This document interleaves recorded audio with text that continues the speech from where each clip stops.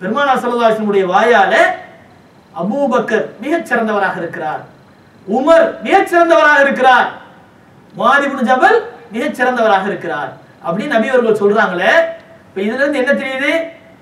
Abu Bakr அதுக்கு பின்னால தவறு செய்து நரகத்துக்கு போகக்கூடிய ஆக மாட்டார், உமர் அதுக்கு பின்னால தீயவராக ஆக மாட்டார், முஆத் இப்னு ஜபல் அதுக்கு பின்னால தீயவர் என்ற பெயர் எடுக்கக்கூடிய அளவுக்கு நடக்க மாட்டார். அப்போ அப்படின்னா என்ன அர்த்தம்? முஆத் இப்னு ஜபல் ரலியல்லாஹு அன்ஹுடைய வாழ்க்கை முழுவதும் பரிசுத்தம் நிறைந்திருந்தது, நிறைந்திருக்கும் என்பதைத்தான் நபி அவர்கள் இந்த வார்த்தையின் மூலமாக சொல்லி காட்டுறாங்க. பெருமானார் ஸல்லல்லாஹு அலைஹி வஸல்லம் அவர்கள் இருக்கக்கூடிய காலகட்டத்திலேயே யமன் தேசத்துக்கு என்ன செய்யறாங்க? யாரையாவது ஒரு நல்ல வழிகாட்டி அனுப்பணும் அப்படிங்கிற ஒரு முடிவுக்கு நபி அவர்கள் வர்றாங்க. அப்ப யமனுக்கு ஒரு நல்ல முஅல்லிம், நல்ல ஒரு முர்ஷித், நல்ல ஒரு வழிகாட்டி அவங்களை அனுப்பணுங்கிற எண்ணத்துல தேடுறாங்க. ஆட்களை தேடும் போது கடைசியா நபி ஸல்லல்லாஹு அலைஹி வஸல்லம் தேர்ந்தெடுத்த மனிதர் யார்? முஆத் இப்னு ஜபல் ரலியல்லாஹு அன்ஹு அவர்கள் தான். முஆத் இப்னு ஜபல் ரலியல்லாஹு அன்ஹு அவர்கள் சொல்லி காட்டுகிறார்கள், லம்மா பஅஸனி நபி ஸல்லல்லாஹு அலைஹி வஸல்லம் இலல் யமன், யமனுக்கு என்னை நபி ஸல்லல்லாஹு அலைஹி வஸல்லம் அவர்கள் அனுப்பிய போது காலலி, முதல்ல நபி அவர்கள் கேட்ட கேள்வி என்ன தெரியுமா? காலலி கைஃப தக்லி இன் ஆரல்ல கல்லாவுன், ஏதாவது ஒரு பிரச்சனை உன்னிடத்திலே வந்தால், உன் சமூகத்திற்கு ஏதாவது ஒரு முஸ்லிம்களுக்கு மத்தியில நடக்கக்கூடிய பிரச்சனை உன் சமூகத்துக்கு வந்தால் நீ எப்படி தீர்ப்பு வழங்குவாய் என்று நபி ஸல்லல்லாஹு அலைஹி வஸல்லம் கேட்டார். உடனே முஆத் இப்னு ஜபல் ரலியல்லாஹு அன்ஹுடைய அறிவு கூர்மைக்கு இதை ஒரு எடுத்துக்காட்டா சொல்லுவாங்க. அவங்க சொல்றாங்க, குல்து, நான் சொன்னேன், அக்லி பிமா ஃபீ கிதாபில்லாஹ், அக்லி பிமா ஃபீ கிதாபில்லாஹ், அல்லாஹ்வுடைய வேதத்தை நான் தேடி பார்ப்பேன், அல்லாஹ்வுடைய குர்ஆனை தேடி பார்ப்பேன், அதுல இருக்கக்கூடிய வசனங்களில இதுக்கு தீர்வு இருக்கான்னு பார்ப்பேன், அதை கொண்டு நான் தீர்ப்பு வழங்குவேன் அப்படின்னு சொன்னாங்க. நபி அவர்கள் கேட்டாங்க, ஃபைல்லம் யகுன், சரி அந்த குர்ஆன் ஆயத்தை ஃபுல்லா தேடின, தீர்வு கிடைக்கல, இப்ப நீ வேற எதை வச்சு பார்ப்ப அப்படிங்கிறாங்க.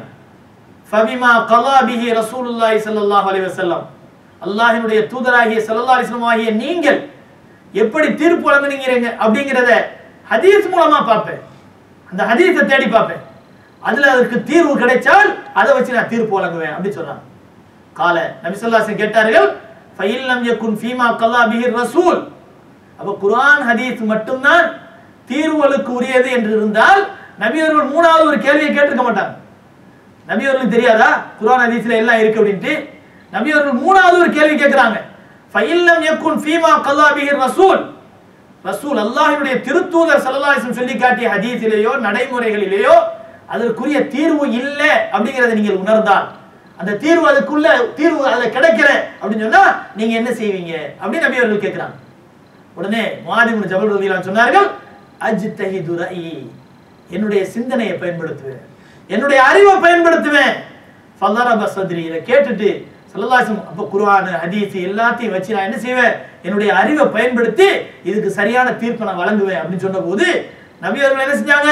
ஃபலரப சத்ரி, என்னுடைய நெஞ்சின் மீது நபி அவர்கள் அடித்தார்கள், என்னுடைய நெஞ்சின் மீது நபி அவர்கள் அடித்தார்கள். அடித்து சொன்னார்கள், அல்ஹம்துலில்லாஹ், அல்லாஹ்வுக்கே எல்லா புகழும், அல்லதி வஃபக ரசூலில்லாஹி ஸல்லல்லாஹு அலைஹி வஸல்லம் லிமா யர்வா ரசூலுல்லாஹ், அல்லாஹ்வுடைய திருத்தூதர் ஒரு அதாவது பிரச்சனைக்கு தீர்வாக எதை திருப்திப்படுகிறார்களோ, தீர்வாக எதை நினைக்கிறார்களோ அத்தகைய தீர்வை அல்லாஹ்வுடைய திருத்தூதரினுடைய தூதராகிய முஆதுக்கு அல்லாஹ் விளங்க வச்சானே அந்த அல்லாஹ்வுக்கே எல்லா புகழும், அந்த அல்லாஹ்வுக்கே எல்லா புகழும்.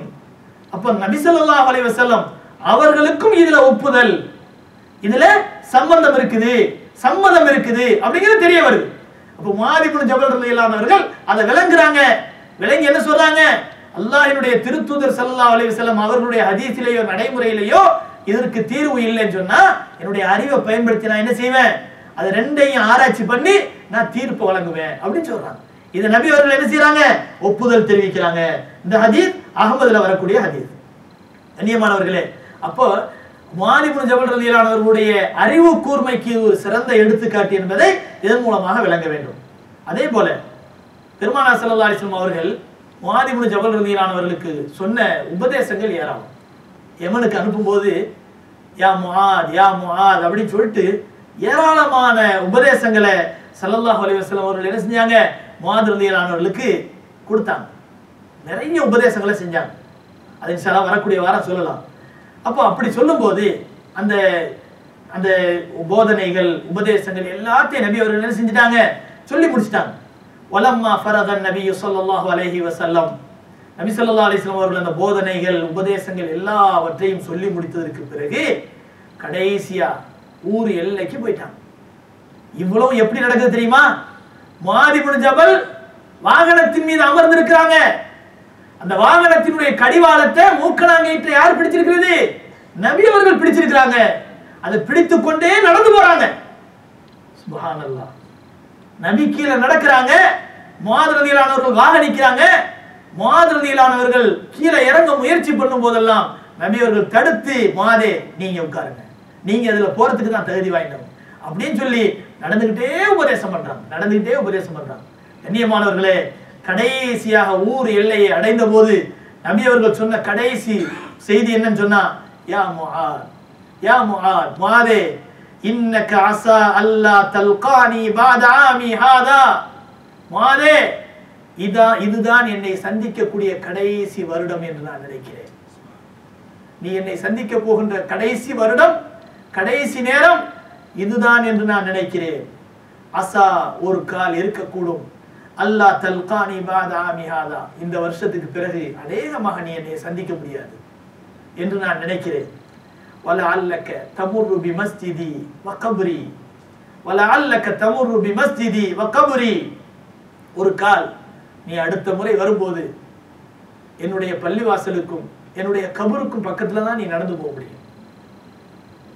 நீ என்னுடைய கபருக்கும் என்னுடைய பள்ளிவாசலுக்கும் அருகிலே தான் நீ நடந்து போக முடியுமே தவிர என்னை நீ ஒரு கால் சந்திக்க முடியாமல் போகலாம் என்று சொன்னபோது ஃபபகா முஆத் இப்னு ஜபல் ரலியல்லாஹு அன்ஹு, முஆத் இப்னு ஜபல் ரலியல்லாஹு அன்ஹு அவர்கள் என்ன செய்றாங்க, அழுகுறாங்க.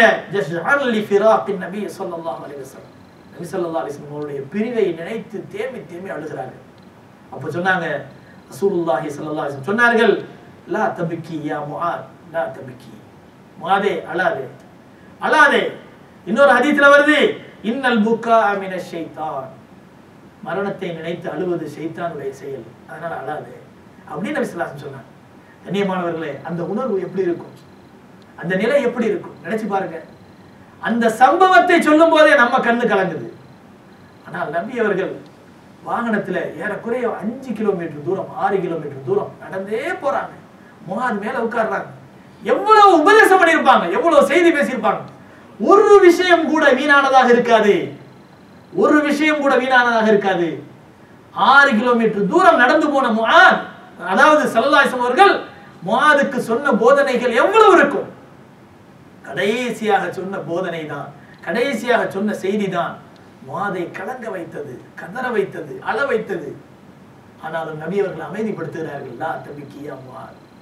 கண்ணியமானவர்களே, அவ்வாறு அனுப்பப்பட்டு யமனிலே சென்று சேவைகளை தொடர்ந்தவர்கள் தான் முஆத் இப்னு ஜபல் ரலியல்லாஹு அன்ஹு. கண்ணியமானவர்களே, முஆத் இப்னு ஜபல் ரலியல்லாஹு அன்ஹு அவர்கள் குறுகிய கால வாழ்க்கை, 35 வருஷம் தான் வாழ்ந்தாங்க. அதிலும் இஸ்லாமிய மார்க்கத்தை ஏற்றுக்கொண்டு 16 வருடங்கள் மட்டுமே முஸ்லிமாக வாழ்ந்தார்கள். ஆனால் அவர்களுடைய சேவைகள், அவருடைய ஹதீஸ் அறிவிப்புகள் ஏராளமாக இருந்தன. இன்ஷா அல்லாஹ் அவருடைய வரலாறு வரக்கூடிய வாரம் தொடரும். அல்லாஹ் தஆலா இந்த வரலாற்றின் மூலமாக சிறந்த படிப்பினைகளை நம் அனைவருக்கும் தந்து அருள் புரிவானாக. வாஹிர் தஅவானா அனில் ஹம்துலில்லாஹி ரப்பில் ஆலமீன். الحمد لله رب العالمين. اللهم صل على سيدنا محمد وعلى آل سيدنا محمد وبارك وسلم عليه. سبحانك اللهم وبحمدك ونشهد أن لا إله إلا أنت ونستغفرك ونتوب إليك. اللهم أرنا الحق حقا وارزقنا اتباعه وأرنا الباطل باطلا وارزقنا اجتنابه. ربنا آتنا في الدنيا حسنة وفي الآخرة حسنة وقنا عذاب النار. صل وسلم على رسولك سيدنا محمد وعلى آله وأصحابه أجمعين برحمتك يا أرحم الراحمين. والحمد لله رب العالمين. صلى الله على محمد صلى الله عليه وسلم. صلى الله على محمد صلى الله عليه وسلم. صلى الله على محمد يا رب صل عليه وسلم. السلام عليكم.